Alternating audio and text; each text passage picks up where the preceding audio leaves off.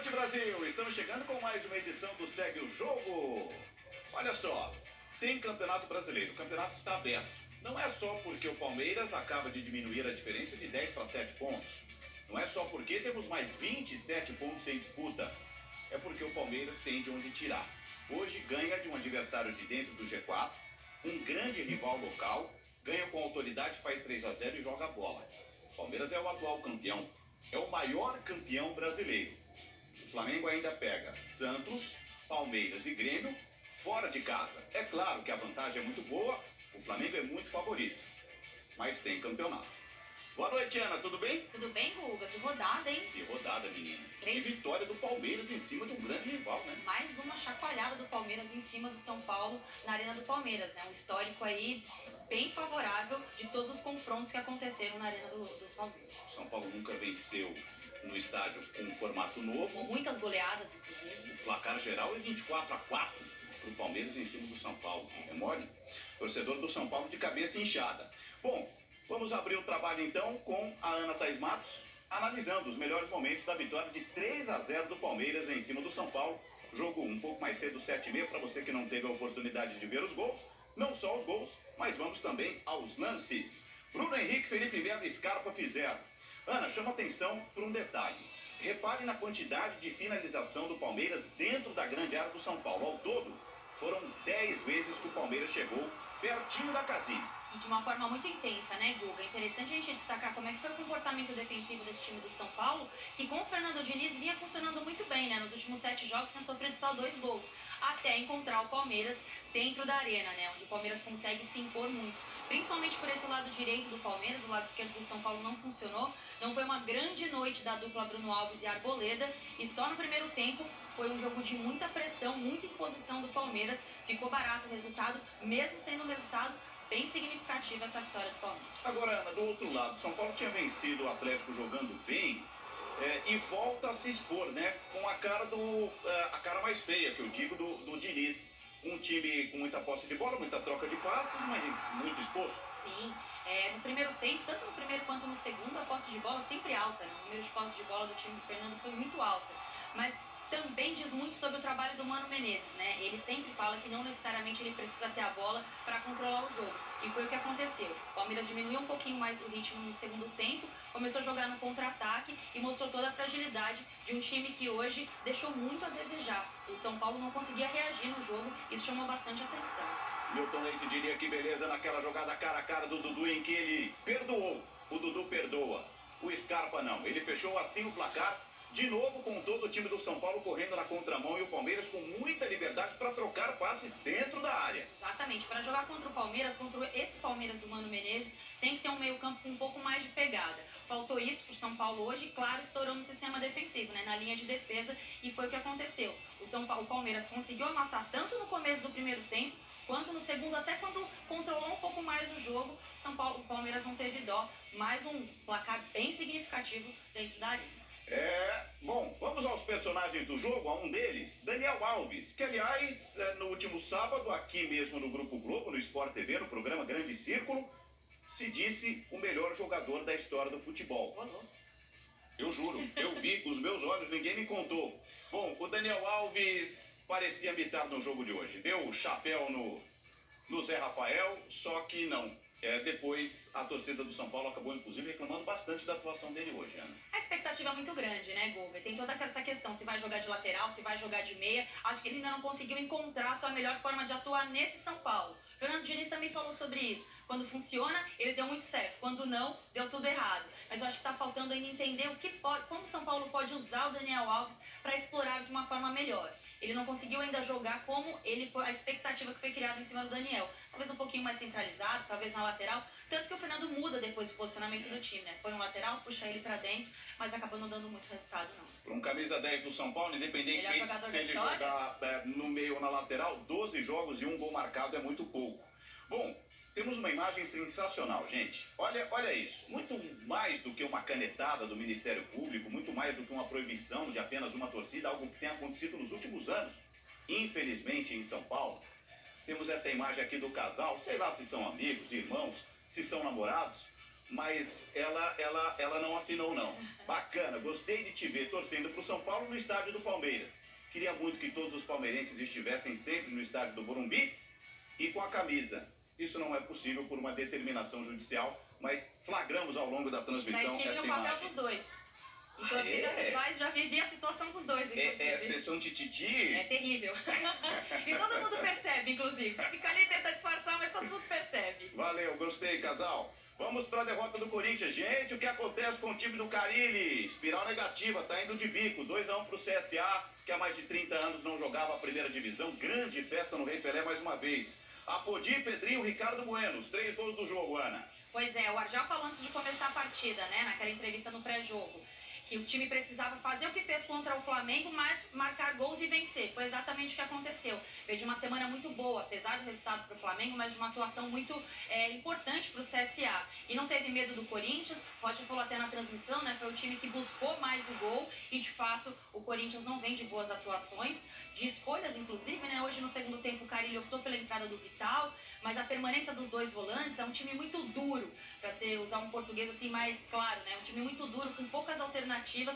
Acho que ele tentou deixar um time um pouco mais leve, mas acho que as escolhas do Carille nessa sequência aí de 7 jogos sem vitórias não tem sido muito boa pro Corinthians, não. E o CSA, hein? Venceu o Fluminense no Maracanã, empatou com o São Paulo dentro do Morumbi, agora vence o Corinthians, fez jogo grande e duro contra o Flamengo, apesar da derrota no Maracanã na última rodada.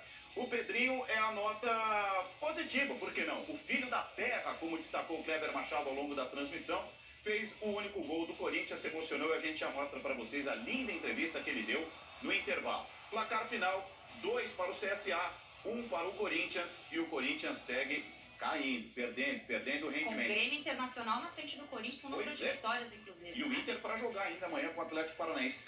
E aí, campeão paulista, mais uma vez, campeão brasileiro, o Carille vive a pior fase dele no Corinthians. De alternativas, de forma de jogo, não tem nada funcionado muito bem. Hoje ele tentou alguma coisa diferente, mas muito pouco. O Corinthians ainda é muito enraizado dentro dos problemas que construiu nesse segundo semestre. Tentou reagir depois da Copa América, mas insuficiente. Acho que está faltando o repertório.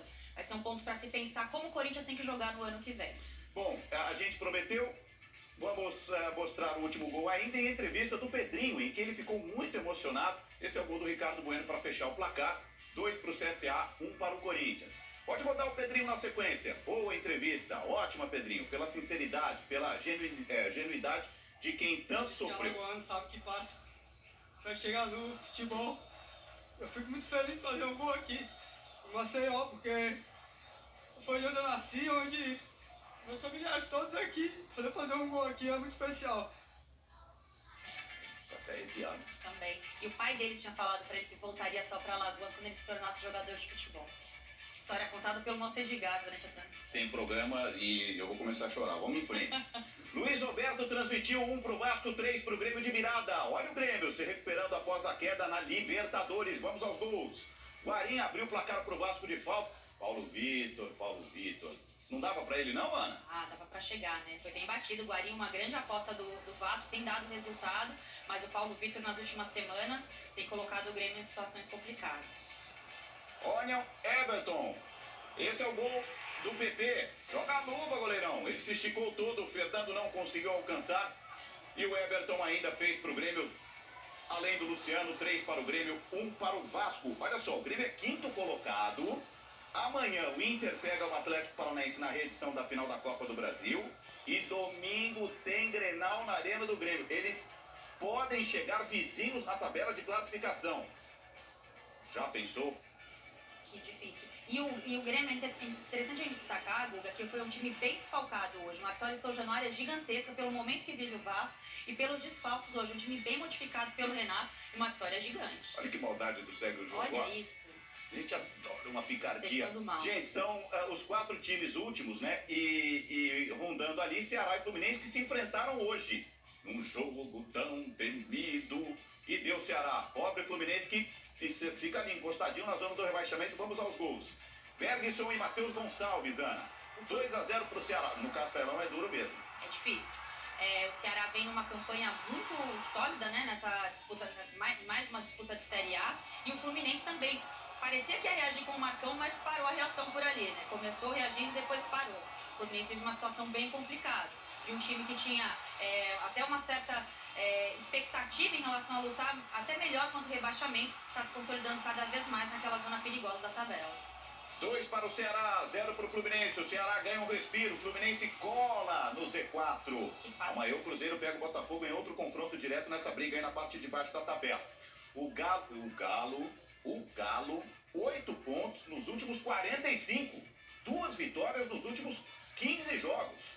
A Chapecoense, tida por muitos como liquidada, foi ao Horto e venceu 2-0, Ana. Primeira vitória do Marquinhos Santos no comando da Chapecoense, que vem buscando uma reação aí no campeonato, né? Uma situação muito difícil da Chapecoense, mas a situação do Atlético Mineiro também está muito difícil. Você já falou aí dos números, né? Os últimos resultados do Galo, a escolha do Wagner Mancini como técnico, ele tem uma lista de rebaixamentos no currículo. É interessante observar como vai ser o comportamento do Atlético nessa reta final de campeonato, porque a situação é muito perigosa. Um time que brigou por vaga na Libertadores, nesse momento olha para a parte de baixo da tabela. Henrique Almeida e Everaldo, e teve esse pênalti ainda da Alberto, derrubando o Guga na área. E o de Santos, quando a fase não ajuda...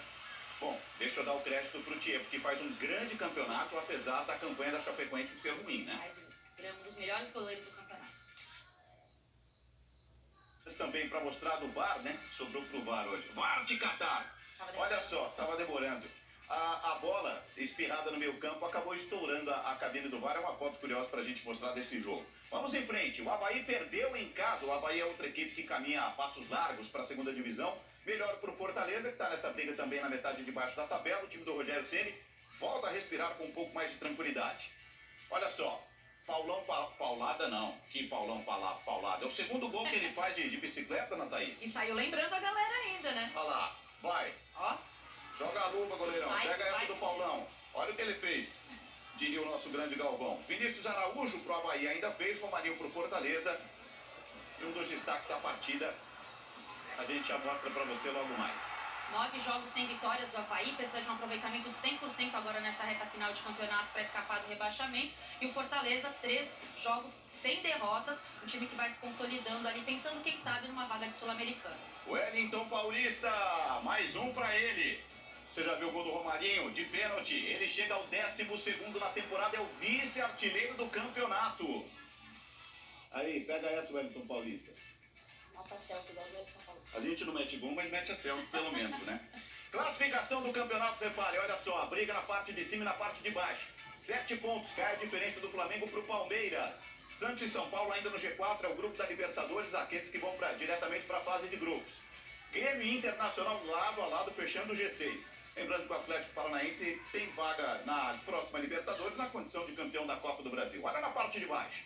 CSA, Cruzeiro, Chapecoense e Avaí. O Fluminense está na iminência de entrar no grupo dos piores, o Ceará respira, nem que o Cruzeiro ganhe amanhã. O Ceará entra na zona do rebaixamento, teremos amanhã ainda Botafogo, 14º, contra o Cruzeiro, jogo no Rio de Janeiro, um jogo que promete também pegar fogo. O que eu faço com o telefone agora?